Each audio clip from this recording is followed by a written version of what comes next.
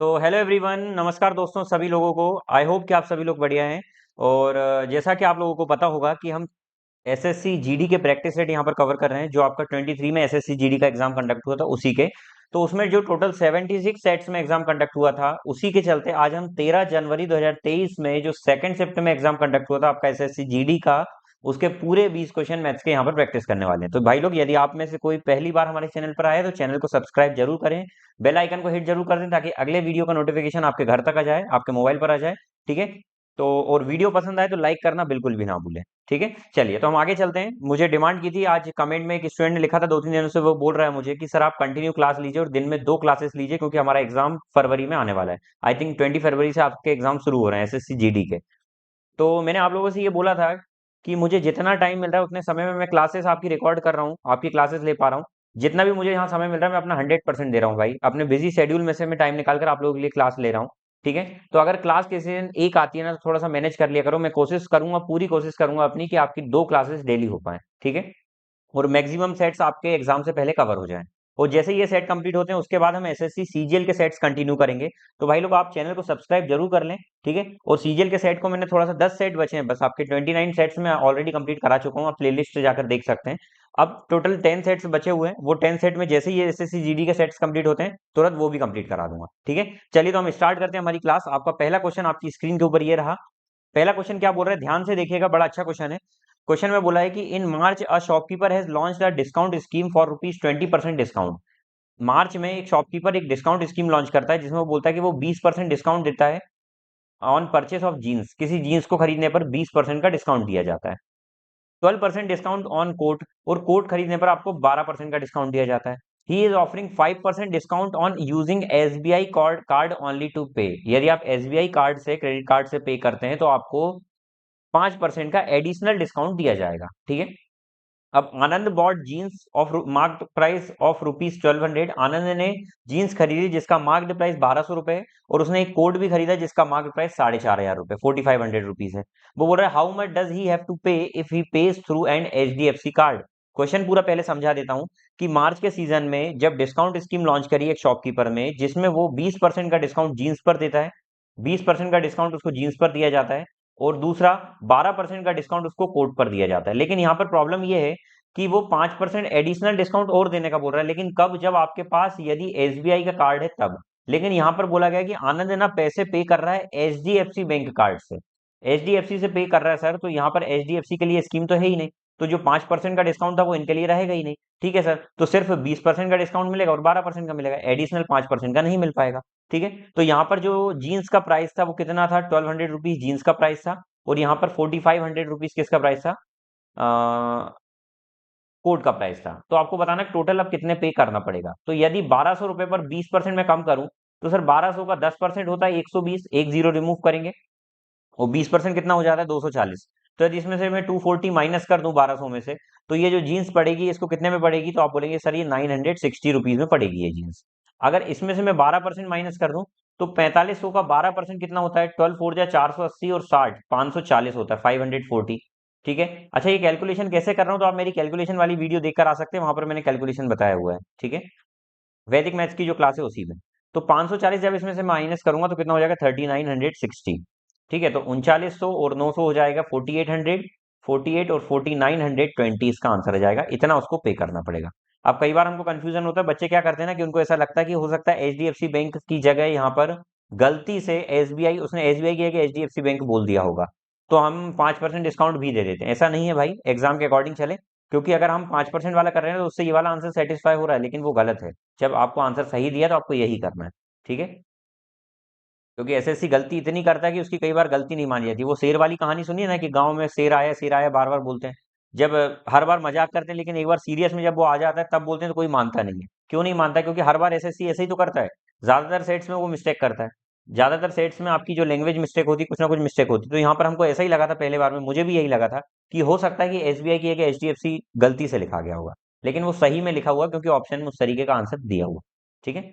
चलिए, Akhil can complete a piece of work in 26 days. Akhil जो है वो 26 दिनों में एक काम कंप्लीट कर सकता है। लेकिन बोला जा रहा है साक्षी और अखिल मिलकर उसी काम को 20 दिन में कंप्लीट कर लेते हैं।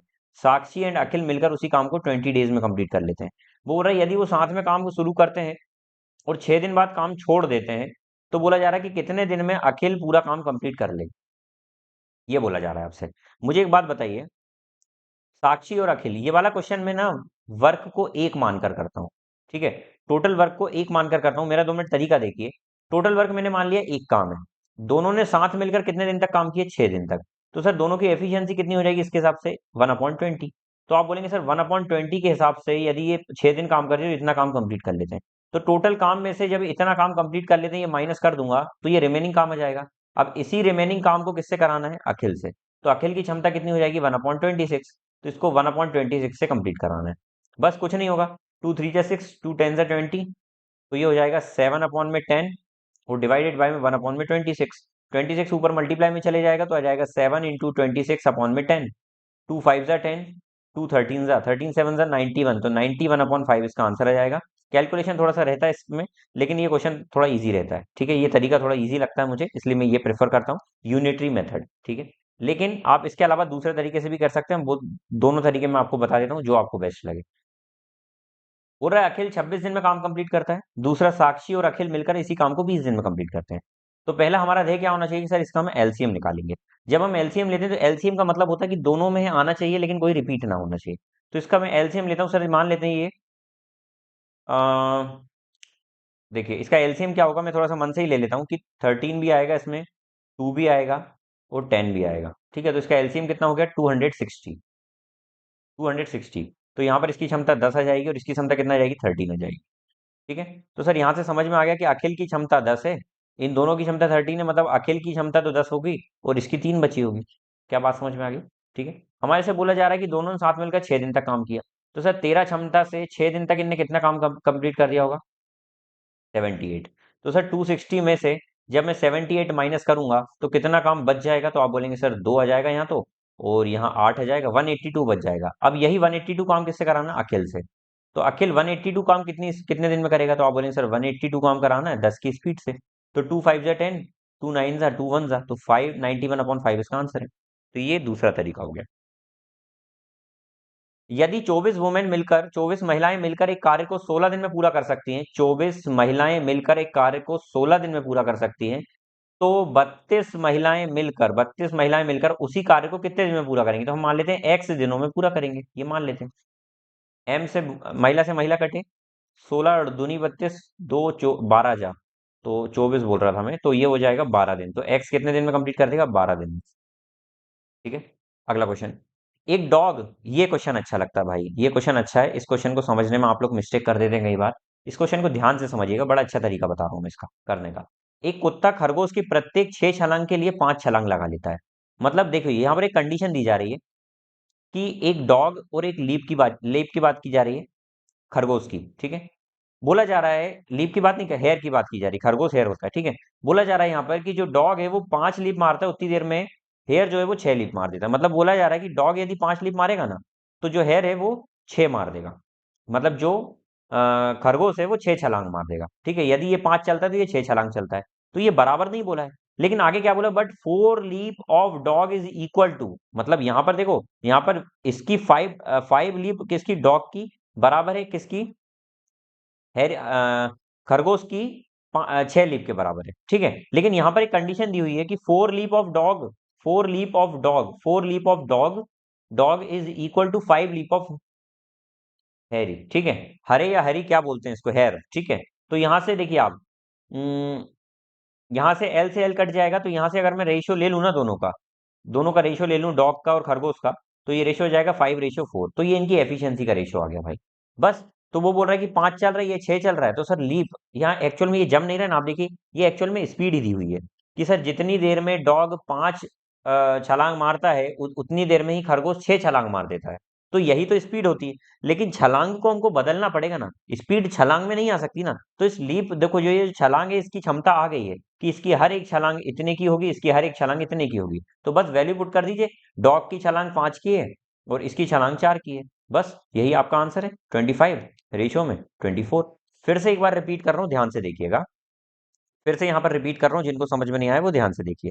मैं ये बोल रहा हूँ कि सर डॉग और हैरी के बारे में ये बोला है, डॉग और खरगोश के बारे में ये बोला है कि जितनी देर में कुत्ते 5 छलांग मारते हैं ना, उतनी देर में ही खरगोश 6 छलांग मार देते हैं। ठीक है, तो सर जितनी देर में, जैसे बोला जाए कि जितनी देर क्या मैं बोल रहा हूँ, 1 घंटे में, 1 घंटे में राम यदि 5 किलोमीटर चलता है, उतनी ही घंटे में, एक ही घंटे में 6 किलोमीटर श्याम चल जाता है। तो ये स्पीड ही तो होती है ना, 5 और 6। लेकिन सर यहाँ पर किलोमीटर नहीं, यहाँ पर बोला कि जितनी देर में डॉग, बोला जा रहा है जितनी देर में डॉग 5 लीप मारता है, कुत्ता 5 छलांग मारता है, उतनी देर में ही जो खरगोश है वो 6 छलांग मार देता है। तो सर छलांग को हमको बदलना पड़ेगा ना, कि हर एक छलांग कितने की होगी।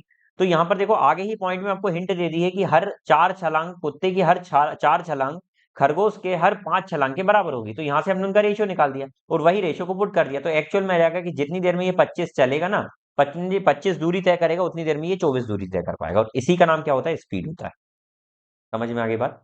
चलिए अगला क्वेश्चन आपकी स्क्रीन पर ये रहा, in what ratio must water be mixed with costing ₹15 litre. ठीक है, यहाँ पर बोला जा रहा है 10 रुपए प्रति लीटर के मिश्रण प्राप्त करने के लिए, देखो 10 लीटर प्रति लीटर का मिश्रण हमको प्राप्त करना है। आपको बोला जा रहा है कि कितना पानी मिलाया जाए। तो मैं मान लेते हैं सर हम कि x लीटर पानी मिलाया गया, x लीटर पानी मिलाया गया, x लीटर पानी मिलाया गया। ठीक है, और दूध कितना मिलाया गया, तो दूध हमको पता नहीं सर, दूध हम मान लेते हैं कि y लीटर दूध मिलाया गया। मान लिया y लीटर दूध, y लीटर दूध मिलाया गया। और इन सबको मिलाकर जो x प्लस y लीटर आया ना सर, वो क्या आ गया हमारे पास, मिश्रण आ गया। समस्या ये है सर कि यहाँ पर जो पानी x लीटर था ना, पानी का रेट कितना होता है सर, ₹0 पर लीटर होता है। और ऐसा क्वेश्चन में भी बोल दिया गया, वैसे हमको पता भी होना चाहिए। दूध का रेट है ₹15 लीटर, लेकिन ₹15 प्रति लीटर। लेकिन यहाँ पर बोला जा रहा है ये मिश्रण है ना, इसका जो रेट बन रहा है ये ₹10 प्रति लीटर बन रहा है मिलाने के बाद। पानी मिलाने का काम करते हैं ना, तो उससे सस्ते में पड़ जाता है। कई बार होता है ना कि दूध का रेट एक्चुअल प्योर दूध जो है वो 15 में आता है, लेकिन आपको मिलावट करके वो कम में दे देता है। तो कम में क्यों देता है, इसी प्रकार से वो देता है। तो आपसे पूछा जाएगा कि सर किस रेशियो में मिलाया जा रहा है। तो सर हमने ये मान लिया, अब यहाँ पर हम वेटेड एवरेज लगा देते हैं। तो सर इन दोनों को मल्टीप्लाई करेंगे तो x इंटू 0 इतने रुपए का बनेगा ये, और प्लस ये कितने रुपए का बनेगा, 15 इंटू वाई रुपए का बनेगा टोटल। और उसी प्रकार से ये टोटल इतने रुपए का बन रहा है। और यहाँ पर ये कितने रुपए का बनना चाहिए, x प्लस वाई इंटू 10 रुपए, इतने रुपए का ये बनना चाहिए।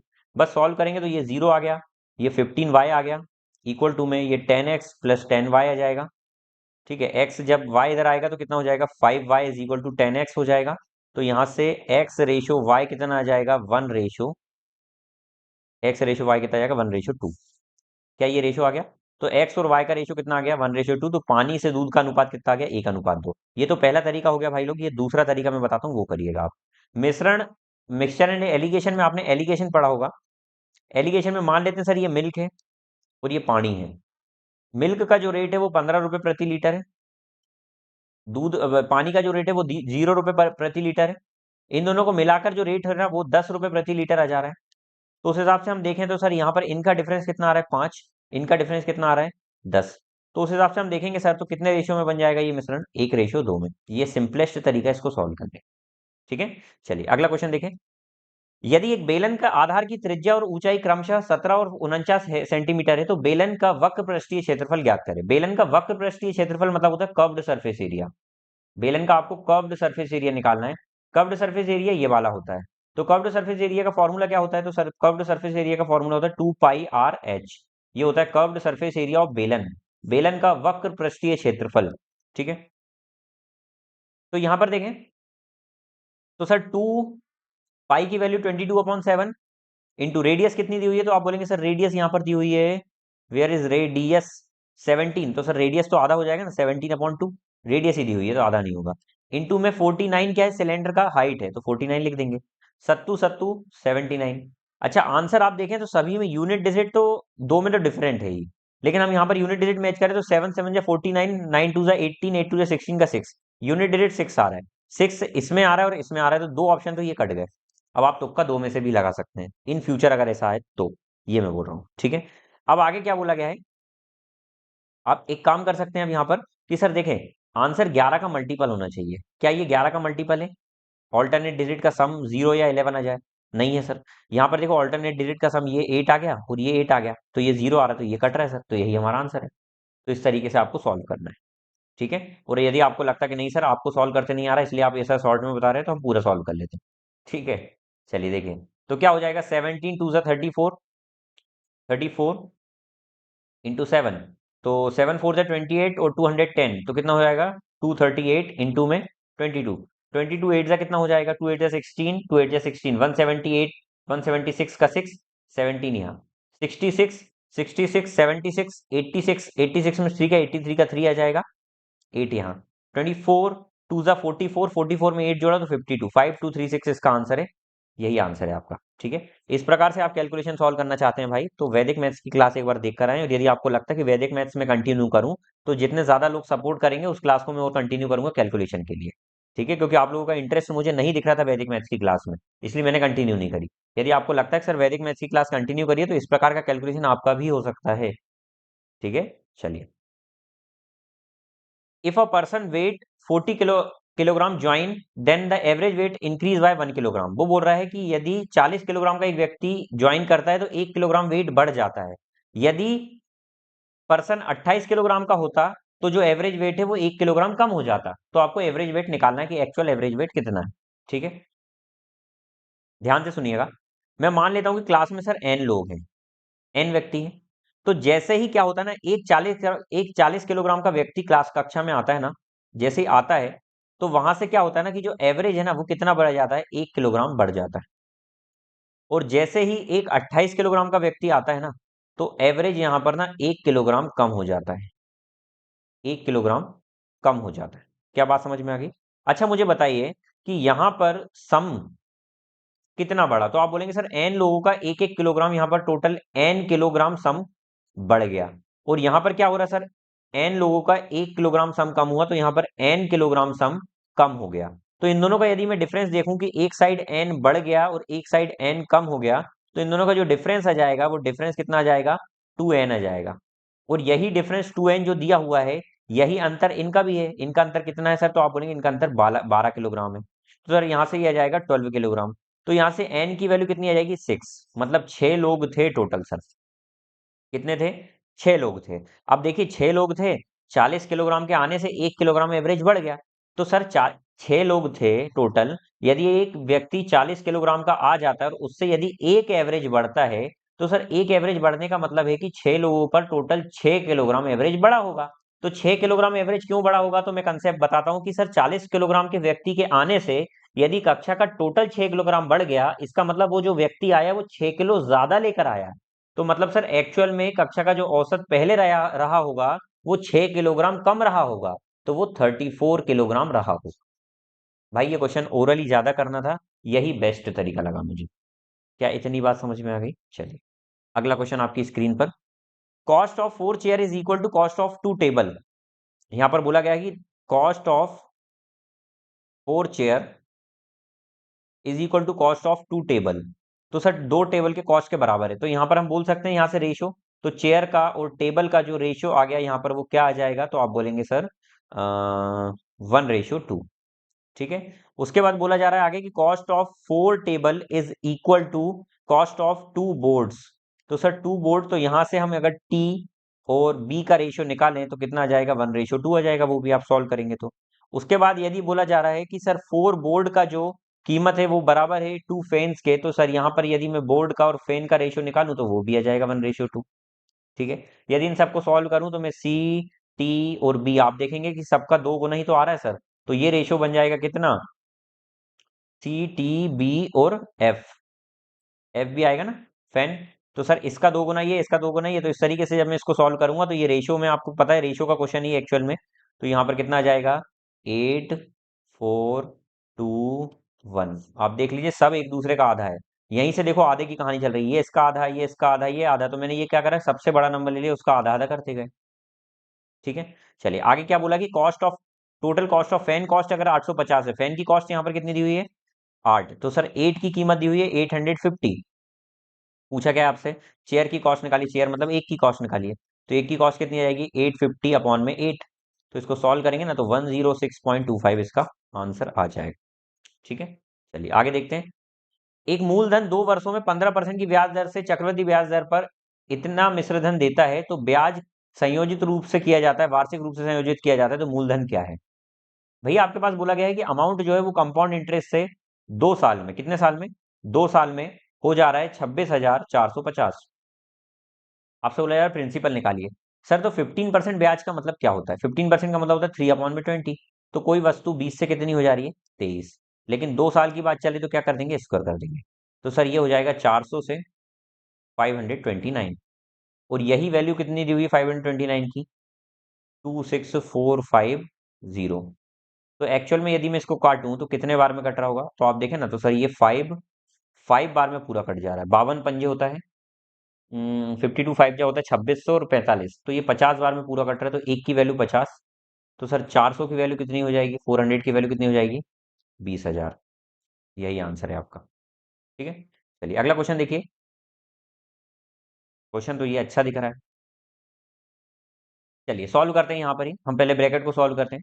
6 2 12 अपॉन 12 प्लस 5 17/6 हो जाएगा, तो ये हो जाएगा 25/18 प्लस 17/6 माइनस 7/36। यदि मैं एलसीएम लेकर इसको सॉल्व करूँ तो 36 एलसीएम हो जाएगा, तो यहाँ आ जाएगा 18 टू जाएगा और 2 का टेबल इसमें पढ़ेंगे तो 50 हो जाएगा। प्लस ये कितने बार में आ रहा है, ये 6 जा, अब जितने बार में जाता है उसका मल्टीप्लाई यहाँ करते हैं, 17 6 जा 102 माइनस 36 बन जा तो ये 7 हो जाएगा, तो ये हो जाएगा 145, 145 अपॉन में 36। अच्छा ये डिवाइड दिया हुआ है, यदि इसको मल्टीप्लाई बनाना तो मैं क्या करूंगा, इसको लिख देते हैं, ये देखो 66 और 2 68, 11 6 जा 66 और 2 68 अपॉन में 6, और ये डिवाइड चल रहा है यहाँ पर। तो सर यदि मैं ये डिवाइड बदलना चाहूँ तो क्या हो जाएगा डिवाइड बदल कर, तो आप बोलेंगे मल्टीप्लाई में हो जाएगा 36 अपॉन में 145। क्या क्लियर हो गया। और ब्रैकेट के बाहर दिया हुआ है यहाँ पर ये 7 2 जा 14 और 3 17 अपॉन में 7। ठीक है, और इक्वल टू में क्या दिया है, y डिवाइडेड बाय 72.5। इस पॉइंट को हटाकर मैं नीचे ऊपर अगर 10 कर दूं तो बड़ा अच्छा रहेगा, और इनटू में दिया हुआ है 205। ये हो गया भाई, अब इसको काटा पीटी मचाना और y की वैल्यू लाना है। ठीक है, चलिए काटा और पीटी मचाते हैं। बहुत ही सुंदर क्वेश्चन दिख रहा है मुझे यहाँ तक तो। ठीक है, अब पता नहीं आगे क्या होगा। 17 के टेबल में ये डायरेक्ट कट रहा है भाई, कैसे, 17 1 17 17 2 जा। 12 के टेबल में डायरेक्ट कट रहा है, 12 3 जा 36, बधाई हो। 6 6 जा 36 कट गया, उससे भी ज्यादा बधाई हो। अब और काटते हैं भाई, कटता तो है भाई, कुछ भी कहो। उसके बाद यहाँ देखते हैं ये कट रहा है क्या किसी से, 7 से तो ये नहीं कट रहा है, ये 6 बचा हुआ है, ये कट रहे हैं आपस में। ठीक है, 5 2 जा 10, 5 9 जा 45, 5 1 जा 5, 5 4 जा 20, 5 5 जा 25। 29 के टेबल में 5 बार में पूरा जा रहा है, 29 5 जा, देख सकते हैं आप, 29 5 जा। 5 के टेबल में 2 बार में जा रहा है, 5 2 जा 10, 2 3 जा जा रहा है। ठीक है, कितना बच गया भाई लोग, 3 into this into this into this, और कुछ भी बच रहा है क्या। y की वैल्यू यहाँ से थोड़ी सी अजीब आ रही है, मुझे ऐसा लग रहा है। ठीक है, 68 3 जा, कुछ बड़ा सा आंसर आ रहा है, कहीं पर कुछ कटना भूल गया भाई अपना। देखिए 17, यहाँ 7 बच रहा है, यहाँ पर 68 बच रहा है, और यहाँ 3 अच्छा नीचे आएगा ना, नहीं 3 यहीं बच रहा है, यहाँ 3 बच गया है, और यहाँ कुछ नहीं बचा। तो आंसर तो यहाँ पर इसके अकॉर्डिंग आ रहा है 68 इंटू 3 अपॉन में 7। ये तो गलत हो रहा है भाई, यहाँ पर आंसर मैच भी नहीं हो रहा है। इसको एक बार फिर से ट्राई कर लेते हैं, try once again this question. ठीक है, ये देखिए गलती हो गई, यहाँ पर फिर से ट्राई कर लेते हैं, कहीं पर गलती हुई है हमारी। ठीक है, यहाँ पर हमने इसका क्या निकाला था एलसीएम, आपको याद हो तो 6 2 जा 12, 12 5 जा 60, 6 2 12, 12 और 5 17, क्या हो गया मुझे 17। फिर से करते हैं यहाँ पर, 36 एलसीएम मैंने लिखा था यहाँ पर, और 18 2 जा तो ये हो जाएगा 50, प्लस 6 2 जा, ये 6 6 जा, और 6 2 जा 12, 12 और 5 17, 17 17 6 जा 102 माइनस 7। जब मैंने इसमें से माइनस करा तो 95 और ये 145 हो गया था, तो ये 145 अपॉन में 36 आ गया था अपना। ठीक है, मैंने बोला था इसको अपोजिट करके लिख सकते हैं, 36 अपॉन में 145 हो जाएगा, और यहाँ मल्टीप्लाई चल रहा है 68 अपॉन में 6, तो 6 6 जा काट दिया मैंने। ठीक है, कोई इशू नहीं है। और यहाँ पर मल्टीप्लाई में चल रहा है 7 14 और 3 17 अपॉन में 7, ये मैं बोल रहा था। ठीक है, और इक्वल टू में क्या है सर, y अपॉन में 72.5, ऊपर 10 कर दिया, और इनटू में चल रहा है 204, ये चल रहा है भाई हमारा। ठीक है,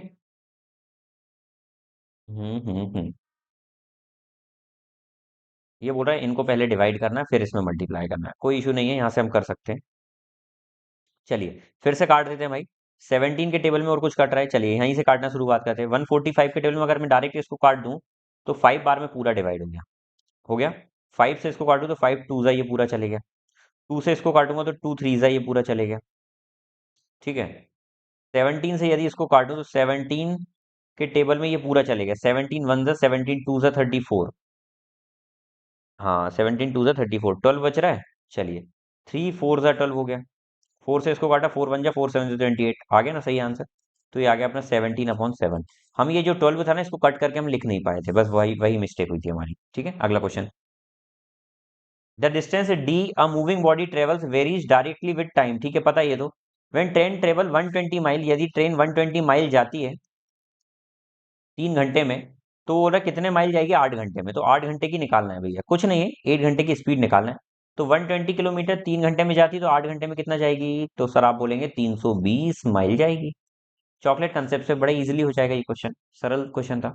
इफ सिंपल इंटरेस्ट और certain sum of money for 2 years at 5% per annum is इतना। यदि 2 साल का सिंपल इंटरेस्ट 5% के हिसाब से, तो सर 2 साल में टोटल 10% लगा होगा ब्याज, और उसी की वैल्यू दी हुई है 50 रुपए। तो 100% की वैल्यू मतलब प्रिंसिपल की वैल्यू कितनी आ जाएगी, तो आप बोलेंगे सर 500 रुपए, 500 रुपए प्रिंसिपल था। आपसे बोला जा रहा है what is the compound interest when compounded annually at the same rate same time. यदि 5% के हिसाब से ही 2 साल की बात की जाए, तो सी आई फाइंड करें क्या होगा। तो सर सी आई अगर निकालना है तो हम क्या करेंगे सर, कुछ नहीं करना है, 5% 2 बार निकालना है इसका। तो 500 रुपए का 5% 2 बार ब्याज लग रहा है। तो 500 रुपए पर, आपको पता है रेशियो मैंने बताया 2:1। ठीक है, तो इसका 5% निकालेंगे पहले। तो इसका 5% कितना हो जाएगा, 25। और फिर इसका 5% निकालेंगे तो कितना हो जाएगा, 25 का 5% कितना होता है, 1.25। ठीक है, बस मल्टीप्लाई करेंगे, 25 2 ज़ा 50, और 1.25 इंटू 1 1.25। तो आंसर आ जाएगा अपना 51.25। ये अपना गोल्डन रेशियो से अपने इसको सॉल्व किया। ठीक है, एक खिलौने की कार की कीमत 1800 रुपए, इसके मूल्य में सेल से घटाकर 1500 रुपए कर दिया गया, तो कितने प्रतिशत की कमी आई। सर 300% की कमी आई 1800 से। 300 रुपए की कमी आई 1800 रुपए में, परसेंट में जाने की 100 का मल्टीप्लाई। चलो काटो, थ्री, ये 2 जीरो से 2 जीरो, 3 6 ज़ा 18, 1/6 इंटू 100, तो हो जाएगा 100/6। इसको काट सकते हैं, 2 3 ज़ा 6, 2 5 ज़ा 10, 0, तो 50/3%। जिस तरीके का आंसर, उस तरीके का आंसर हमको लाना है।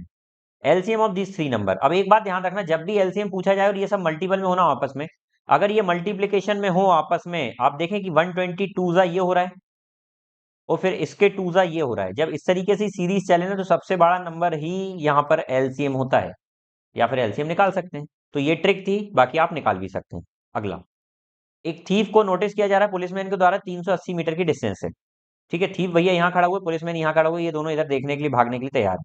इनके बीच की दूरी 380 मीटर है। थीफ भागना शुरू करता है किस स्पीड से, 25 की स्पीड से, 25 मीटर पर सेकेंड। ठीक है, और पुलिस की स्पीड कितनी हुई है, 30 मीटर पर सेकेंड। 30 मीटर पर सेकेंड। अब एक ऑब्वियसली बात है सर, यदि पकड़ने के लिए भाग रहा है तो एक दोनों दोनों सेम डायरेक्शन में भागेंगे, और जब दो लोग आपस में सेम डायरेक्शन में भागते हैं तो वहां पर रिलेटिव स्पीड क्या हो जाती है, माइनस हो जाती है। तो यहाँ पर रिलेटिव स्पीड कितनी होगी सर, 30 - 25, 5 मीटर पर सेकेंड। तो 5 मीटर प्रति सेकंड की स्पीड से 380 मीटर कितनी देर में कवर कर देगा, तो टाइम कैसे निकलेगा, टोटल डिस्टेंस अपॉन में टोटल स्पीड। तो ये कितना जाएगा, 76 सेकेंड। ठीक है, चलिए अगला क्वेश्चन देखें। एक शॉपकीपर ने डिसाइड किया कि वो 2 साड़ी और 4 शर्ट को 1600 रुपए में देगा। वो बोल रहा है कि 2 साड़ी यदि आप खरीदते हैं, या फिर आप 4 शर्ट खरीदते हैं, तो वो आपको 1600 रुपए में देगा, भैया 1600 रुपए चार्ज करेगा। विद द सेम मनी, बोल रहा है यदि उसी 1600 में आप एक साड़ी खरीद सकते हैं। अच्छा, इसने दो ऑप्शन दिए, उसी 1600 रुपए में एक साड़ी और 6 शर्ट खरीद सकते हैं, उसी 1600 में। क्या पूछ रहा है आपसे, if I want to buy 12 shirt, how much shall I have to pay. यदि आपको 12 शर्ट खरीदना है तो आपको कितना पे करना पड़ेगा। भाई इसका बहुत ही सुंदर तरीका बताता हूँ, एक बात देखिए यहाँ पर। यदि इसने एक साड़ी कम खरीदी, तो इसको 2 शर्ट ज्यादा मिल गए, और रेट उतने ही देना पड़ रहा है। मतलब यहां से एक कंसेप्ट निकल कर आ गया कि सर एक साड़ी जो उसने कम खरीदी ना, उसी रेट में उसको 2 शर्ट मिल गए। तो एक साड़ी का रेट 2 शर्ट के बराबर है। क्या इतनी बात बुद्धि में घुस गई। यदि इतनी बात घुस गई तो इसको यूज करके अपन यहां पर पुट करते हैं। हमको निकालना क्या है, शर्ट। तो इन सभी को शर्ट बनाते हैं सर। एक साड़ी का मतलब 2 शर्ट है, तो 2 साड़ी का मतलब 4 शर्ट हो जाएगा क्या। तो सर 4 शर्ट प्लस इधर कितना दिया हुआ है, 4 शर्ट। यदि टोटल 4 शर्ट 4 शर्ट को मिला दो तो कितना हो जाएगा, 1600 रुपए। तो कितना हो जाएगा, 8 शर्ट। 8 शर्ट की वैल्यू कितनी है, 1600 रुपए। तो एक शर्ट की वैल्यू कितनी आ जाएगी, तो आप बोलेंगे एक शर्ट आ जाएगा सर 200 रुपए। एक शर्ट आ जाएगा 200 रुपए। क्या बोला गया है आपसे कि आपको 12 शर्ट के लिए कितना पे करना पड़ेगा। तो एक शर्ट की कीमत 200 रुपए, तो 12 शर्ट की कीमत कितनी आ जाएगी? 2400 रुपये आ जाएगी। कितनी आ जाएगी? 2400 रुपये आ जाएगी। क्या इतनी बात साफ हो गई? 12 शर्ट की कीमत 2400 हो जाएगी। इससे बेस्ट तरीका मुझे इसका नहीं लग रहा है भाई। ठीक है, यदि आपको लगता है तो मुझे कमेंट में बताइए। आप मुझे टेलीग्राम ग्रुप पर या व्हाट्सएप पर या इंस्टाग्राम पर मैसेज लिखकर भी बता सकते हैं। ठीक है भाई लोग, अगला क्वेश्चन देखिए। एक परीक्षा में प्रत्येक 100 अंकों में से 3 विषय हैं। में 3 विषय हैं, मतलब 100 नंबर के 3 पेपर हैं भैया। 100 100 100 मत सो मत सो।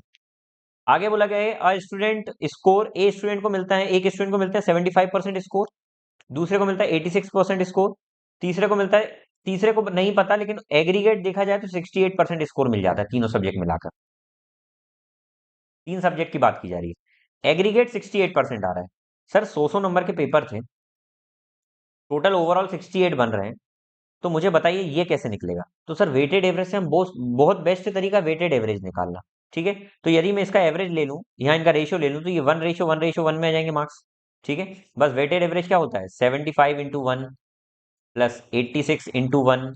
ये कट गया ना, आप 100 भी लिखते तब भी सॉल्व हो जाता। इंटू में ये एक्स मान लेते हैं, एक्स इंटू में 1, और इक्वल टू में कितना आना चाहिए? 68। 68 इंटू में क्या? टोटल मिलाकर 3 आ रहा है, इंटू में 3। बस इसको सॉल्व करना है। तो 75 plus 86 plus x is equal to 68, 3 से कितना हो जाएगा? 180 और 204। ठीक है, तो x की वैल्यू कितनी आ जाएगी? जब इनको जोड़ेंगे तो हम बोलेंगे 204, माइनस में आ जाएगा 1 1 यहाँ 9 और 7 16, 161। तो 39 और 4 कितना हो जाएगा? 43। तो x की वैल्यू आ गई 43। और इसमें दूसरा तरीका एक और मैं बता देता हूँ भाई, ये तो हो गया वेटेड एवरेज, थोड़ा सा टफ लगे भी तो।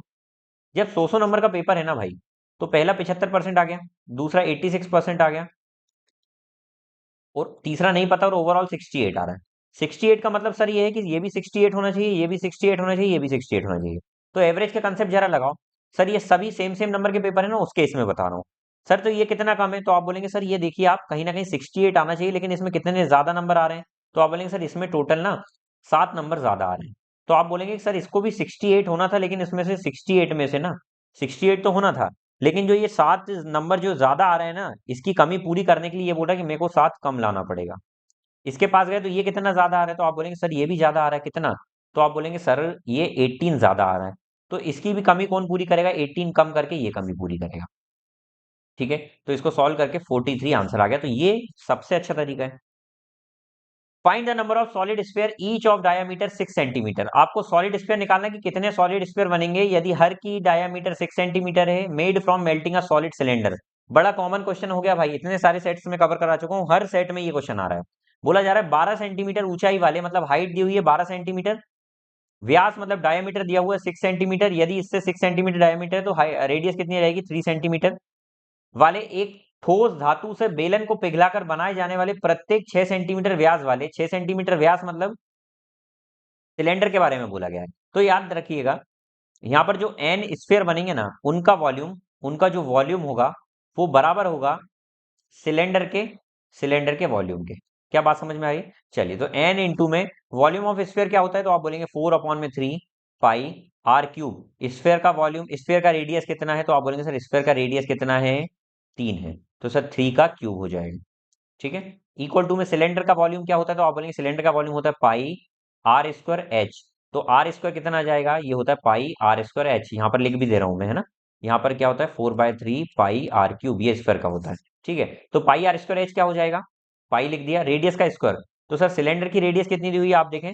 6 सेंटीमीटर, इसकी भी डायमीटर मतलब 3 ही है, इसकी भी रेडियस, तो 3 का स्क्वायर हो जाएगा। और हाइट कितनी दी हुई है? 12, तो यहाँ पर 12 हो जाएगा। चलिए, 2 3 से ये 2 3 तो कट गए, तो एक 3 बचा। 3 4 जा 12, 4 से ये 4 कट गया, पाई से पाई कट गया, तो एन कितना आ जाएगा? 3। तो एन की वैल्यू कितनी आ गई? 3। तो इतना इजी क्वेश्चन दिया हुआ है, कोई टफ नहीं था। ए और बी दो टाइपिस्ट हैं। One afternoon they were each given 80 pages for typing. They divided the work equally, but B finishes 40 minute before A, who took 4 hour for the same. The next afternoon, they were again given 121 pages to type. However, this time they decided to divide the work such that they finished typing simultaneously. How many pages did A have to type? Question समझिएगा भाई, थोड़ा सा लंबा question है, तो इसको समझने में समय लग सकता है, ठीक है। एक बार में समझ में किसी को नहीं आता है, लेकिन कोशिश करना एक बार में समझ में आए। ए और बी दो टाइपिस्ट हैं सर, ठीक है। एक दिन एक दिन में उनमें से प्रत्येक को टाइपिंग के लिए 80 पेज दिए गए, 80 पेज दिए गए, बोला गया भैया कि दोनों के पास 80 पेज हैं, आपको इसको टाइप करना है। उन्हें कार्य को समान रूप से विभाजित किया गया, बराबर कार्य दे दिया गया दोनों को, ठीक है, आधा आधा काम दे दिया गया, ठीक है। उसके बाद बोला लेकिन बी ने ए से 40 मिनट पहले कर दिया। यहाँ पर टाइम की बात चल रही है, ठीक है। तो ए और बी का यदि मैं टाइम देखूं, तो बोल रहा बी ने ए से 40 मिनट पहले कर दिया, किया, जिसमें उसी कार्य के लिए चार जिसमें उसने जिसने उसी कार्य के लिए 4 घंटे लिया। मतलब क्या है, इस लाइन को ध्यान से समझिएगा। लेकिन बी ने ए से 40 मिनट पहले कर दिया, बी ने ए से 40 मिनट कर दिया, जिसे उसी कार्य को करने में 4 घंटे लग रहे थे। इंग्लिश में देखिए, रीजनिंग में ये क्वेश्चन बड़ा कॉमन है। B finished 40 minute before A, B ने ए से 40 मिनट पहले खत्म कर दिया, जिसमें ए को हु लिखा रहता है ना, तो हु ए के लिए बताया जा रहा है, जिसमें ए को 4 घंटे का समय लगता है। ए को यदि 4 घंटे का समय लग रहा है, तो उसी को बी ने 40 मिनट पहले सॉल्व कर दिया, मतलब उसने उसको 3 घंटे 20 मिनट में सॉल्व कर दिया। ये लाइन समझना सबसे बड़ी बात थी। तो सर यदि इसको मैं मिनट में कंप्लीट कर दूं, तो 60 का मल्टीप्लाई करूंगा तो ये हो जाएगा 240 मिनट, और इसको मिनट में कन्वर्ट करूं तो 60, तो 180 प्लस 20, तो कितना हो जाएगा ये 200, तो ये हो जाएगा 240 रेशियो में 200। ये 0 0 गया, 4 6 24, 4 5 20, तो 6:5 हो जाएगा टाइम का रेशियो किसका, ए और बी का टाइम का रेशियो 6:5 हो गया, ठीक है। आगे क्या बोला जा रहा है, टाइम का रेशियो आ गया भाई, ठीक है। अच्छा, टाइम का रेशियो देखिए, इसमें वर्क कांस्टेंट है ना, वर्क कांस्टेंट है ना, तो यहां पर एक हमको कंसेप्ट पता है सर, वर्क जब कांस्टेंट होता है तो टाइम क्या हो जाता है, टाइम और स्पीड इनवर्सली प्रोपोर्शनल हो जाते हैं, लेकिन वो बाद में देखेंगे। अब अगला केस क्या बोल रहा है कि यदि नेक्स्ट आफ्टरनून उनको 121 पेजेस दिए जाएं, नेक्स्ट आफ्टरनून उनको 121 पेजेस दिए जाएं, और उनसे बोला जाए कि आपको this time they decided to divide the work such that finished typing simultaneously, उनसे ये बोला जा रहा है कि अब तुमको ना सेम टाइम में कंप्लीट करना है, मतलब यहाँ पर टाइम कांस्टेंट दिया जा रहा है, टाइम कांस्टेंट दिया जा रहा है। तो सर एक बात बताइए, क्या यहाँ पर जो टाइम का रेशियो आ रहा है ना 6:5, तो सर यहाँ पर टाइम यदि 6:5 है, तो वर्क कांस्टेंट था, तो स्पीड क्या हो जाएगा इनवर्सली प्रोपोर्शनल से, विमल कंसेप्ट में पढ़ाता हूँ, तो ये हो जाएगा 5 से 6। जिस रेशियो में स्पीड यहाँ पर है, उसी रेशियो में स्पीड तो यहाँ पर भी होगी, 5:6, 5:6। लेकिन सर यहां पर बोला जा रहा है कि टाइम कांस्टेंट है, जब टाइम कांस्टेंट होता है तो स्पीड डायरेक्टली प्रोपोर्शनल होती है किसके, स्पीड डायरेक्टली प्रोपोर्शनल किसके होती है, डिस्टेंस के, या फिर वर्क के। तो सर यहां पर जो वर्क किया जाएगा वो कितना किया जाएगा सर, इसी रेशियो में, 5:6 के रेशियो में किया जाएगा। तो 121 पेज को 5 और 6 के रेशियो में विभाजित करना है। तो आपसे पूछा जा रहा है कि ए कितने टाइप करेगा, तो सर ए को 5 टाइप करना है, टोटल कितने में से, 11 में से। तो सर ए को जो टाइप करना है टोटल 121 का 5/11 टाइप करना है, तो आपको कितने टाइप करना पड़ेगा सर, 55 पेजेस इनको टाइप करना पड़ेगा, ठीक है। चलिए, अगला प्रश्न आपकी स्क्रीन के ऊपर दिख रहा है। टीना गेट अ डिस्काउंट ऑफ 12%, टीना को 15% का डिस्काउंट मिलता है ग्राइंडर पर, जिसकी मार्केट प्राइस है 8200 रुपीज, लेकिन यदि वो कैश में पे करती तो उसको एडिशनल 3% का डिस्काउंट मिलता है। मतलब कुछ नहीं बोला जा रहा है sir, how much does she पे, वो कैश में पे कर रही है तो उसको 15% का डिस्काउंट मिल रहा है, और फिर 3% का और डिस्काउंट मिल रहा है, सिंपल, और कुछ नहीं है। तो आपको इसका आंसर निकालना है वो कितना पे कर रही है, तो हम मान लेते सर 8200 प्राइस है, पहले तो 15% इसमें से घटाओ, 15% इसका कितना होगा, तो आप बोलेंगे सर 10% होगा 820, ठीक है। 820 प्लस 5% कितना होगा 410, तो ये टोटल मिलाकर कितना हो जाएगा 1230। जैसे ही इसमें से मैं 1230 माइनस करूंगा, तो सर 8200 में से 1230 यदि मैं माइनस करूंगा, तो 07960 आ जाएगा। अब इसमें से फिर 6970, अब इसमें से फिर 3% कम करना है, तो देखो 6970 से तो आंसर कम ही आएगा, तो ये तो हो नहीं सकता, ठीक है। कितना, 0.3 कम करना है, 3% कम करना है, तो 3% कैसे निकलेगा सर, इसका 3% कैसे होगा, तो सर 1% हो जाएगा 69.7, उसका 3% ये हो जाएगा, तो 321 का 1 2 यहाँ, 327 29 का 9 2 यहाँ, 3 18 20 का 0, 209.1 माइनस करना है। तो सर इसमें से 200 के समथिंग माइनस करना है सर, 69 में से 200 के समथिंग माइनस करेंगे ना 69 में से, तो ये आंसर भी नहीं हो सकता, ये भी नहीं हो सकता, सिर्फ एक ही आंसर आएगा, तो यही आंसर है आपका। क्या बात समझ में आ गई? यदि नहीं आई है तो भाई एक बार दूसरा पैटर्न और समझ लो इसका, उस तरीके से भी आप कर सकते हैं। मैं क्या बोल रहा हूँ आपको कि सर 8200 रुपये है, पहला डिस्काउंट 15% का दिया, 15% का डिस्काउंट का मतलब होता है उसको 85% में दिया, और फिर 3% का डिस्काउंट का मतलब होता है उसको 97% में दिया। इसको सॉल्व कर दो, ये भी सही तरीका है। तो आप क्या करेंगे, 85 अपॉन में 100 आ जाएगा और 97 अपॉन में 100 आ जाएगा। दो सुन से सुन सा बसुन, प्यार की धुन। ठीक है, अब देख लेते हैं यूनिट डिजिट सभी की डिफरेंट दिख रही है। 7 5 35, 35 2 70, 70 मतलब इस तरीके का आंसर आ रहा है। 7 5 35, 35 2 70, 70 इस तरीके का आंसर आ रहा है। 7 9 60, एक सेकेंड, 7 5 35 नहीं होता है।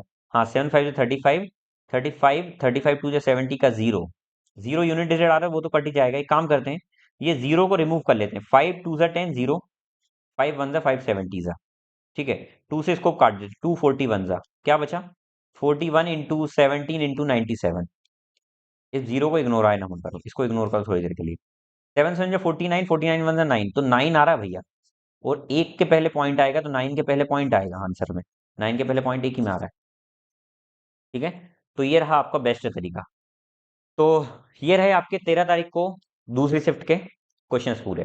तो आई होप कि आपको ये पूरे क्वेश्चन समझ में आ गए होंगे। मिलते हैं फिर अगली क्लास में इसी उत्साह उमंग के साथ। तब तक के लिए अपना ध्यान रखिए, अच्छे तरीके से पढ़ाई करिए, मस्त रहिए, व्यस्त रहिए, स्वस्थ रहिए, अपना ध्यान रखिए, अपनी फैमिली का ध्यान रखिए। चलिए, तो thank you so much class, thanks for watching this video.